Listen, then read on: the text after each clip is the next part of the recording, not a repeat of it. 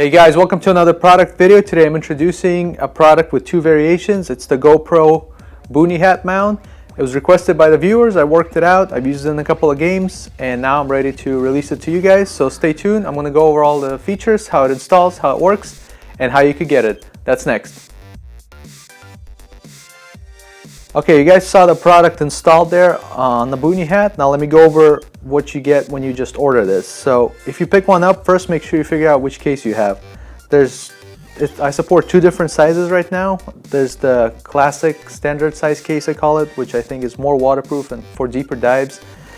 And it was popular with the Hero 3, I believe. And then once they moved to the Hero 3 Plus and the Hero 4, they seem to have moved towards the slimmer blackout case. You probably have either one of these. The quick way to tell is if it has screws on the front where the protective lens is held in, it's the classic standard case. And if it doesn't, if it looks like the lens is just glued in, then it's the blackout slim case. Also, you could measure the back width of the case, and I'll have the corresponding measurements on the website so you could tell which is the one that you need. After you figure out which case you own, go ahead and purchase the corresponding mount. When you receive it, it will look something like this, and it works with your GoPro case, as you would imagine. Go ahead and open your case, swing open the back door, and then just pull it off towards the top. It snaps off real easy. It's supposed to do that. You're not breaking anything. It's completely reversible.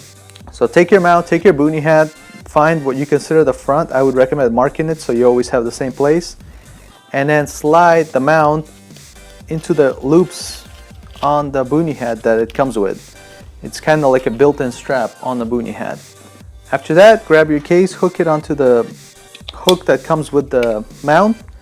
It'll let the case swing freely. Take your camera, place it in the case, swing it closed, and then lock it like you would on your standard mount.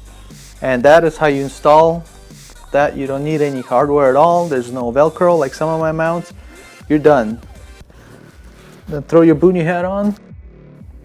I've designed this to have the perfect angle like my NDG mount, same idea. So once it's on your head, it will curve properly against your forehead. It'll point the same way. It's not going to move. The center divider keeps it from moving left and right. The band keeps it from moving up and down. It's on here sturdy.